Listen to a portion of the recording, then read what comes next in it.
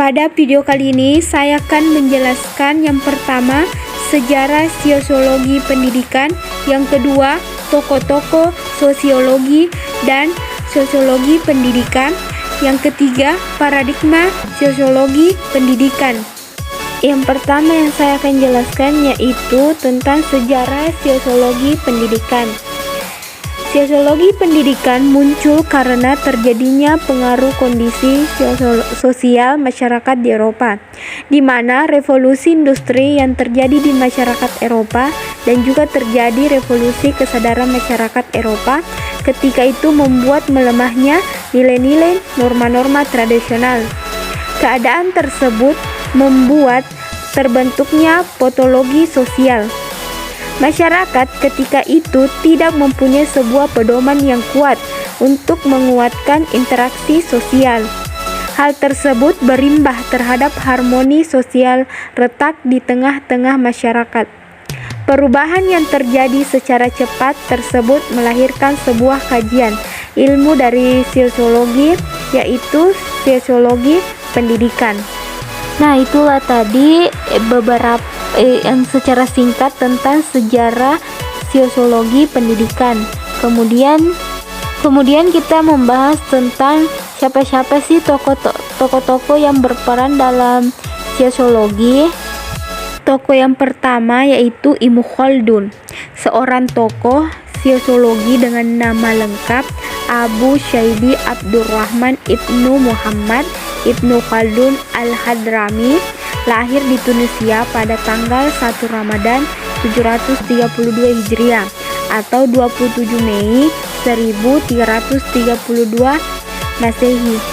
Beliau berasal dari keluarga Andalusia, kelas atau atas keturunan Arab. Ibnu Khaldun dikenal sebagai sejarawan dan bapak sosiologi Islam yang hafal Al-Quran sejak usia dini. Beliau juga dikenal sebagai ahli politik Islam dan sebagai bapak ekonomi Islam karena pemikiran-pemikirannya tentang teori ekonomi yang logis dan realistis. Mengemukakan teori-teori ekonominya bahkan ketika memasuki usia remaja. Tulisan-tulisannya sudah menyebar ke mana-mana. Ibnu Khaldun adalah tokoh berawal yang menemukan dasar-dasar sosiologi, khususnya pemikiran bahwa fenomena sosial mematuhi sesuatu kaidah tertentu yang mesti dicari sosiolog. Caranya dengan mengumpulkan data dan menghubungkan fakta-fakta dalam masyarakat yang diteliti.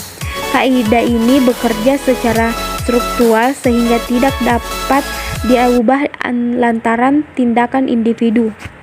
Tokoh yang kedua itu Auguste Comte, lahir pada 19 Januari 1798, merupakan ilmuwan asal Prancis yang juga mendapatkan julukan sebagai bapak sosiologi.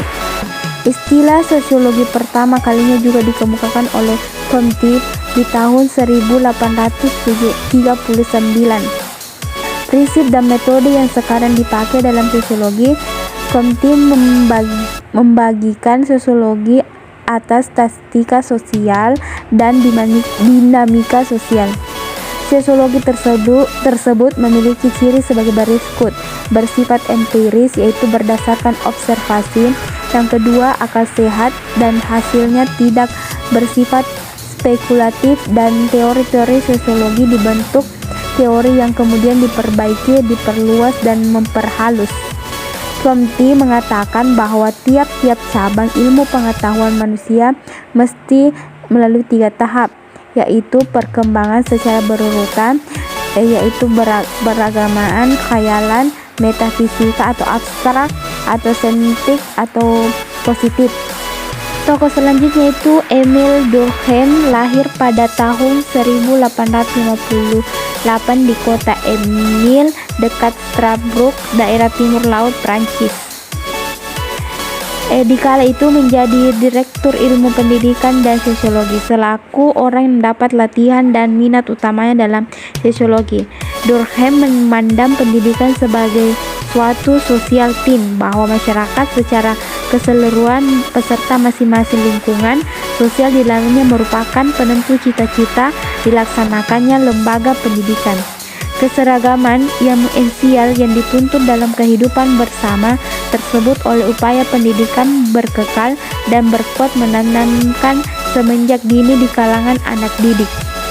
Yang keempat yaitu Herbert Spencer, tokoh filosofis sosiologi lahir di Inggris, tepatnya di Derby pada 27 April 1820. Beliau minat dalam sosiologi semakin tinggi. Spencer mempekerjakan peneliti untuk membaca dan meneliti sumber-sumber budaya, etnografi, dan sumber sejarah yang mengaturnya sesuai dengan sistem Spencer-Ranen karena alasan finansial.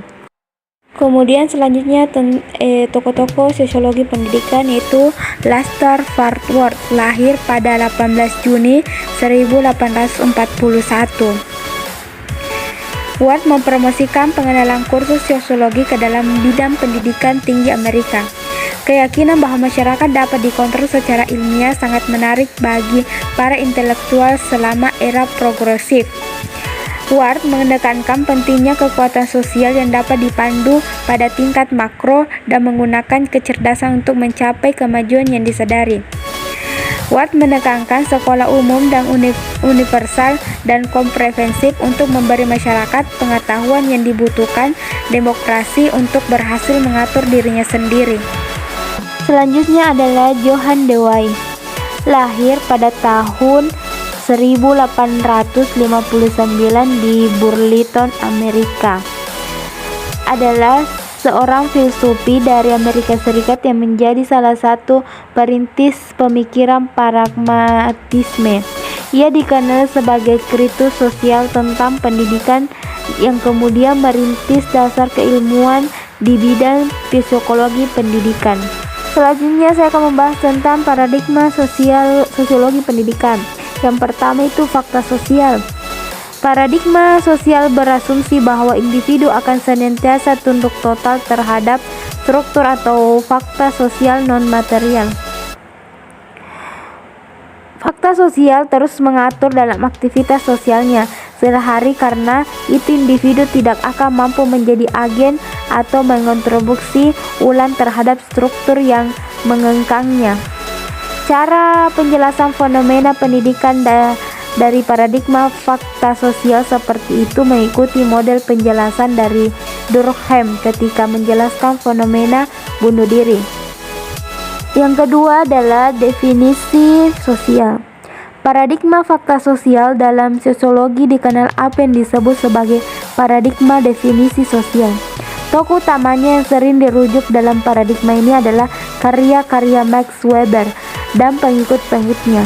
Terdapat argumen yang berbeda secara diametral yang dirumuskan oleh paradigma definisi sosial.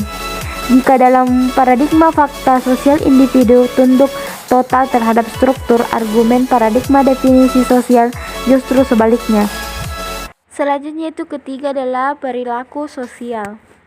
Paradigma ketiga yang disebut sebagai paradigma perilaku sosial yang asumsinya berbeda dengan paradigma definisi sosial. Akan tetapi ada kesamaan tentang paradigma fakta sosial, terutamanya asumsinya terhadap posisi individu yang tunduk pada struktur sosial. Tetapi fasilitas yang eksternal atau karya utama menjadi rujukan paradigma perilaku sosial ini adalah D.S. Skinner, seorang psikologi.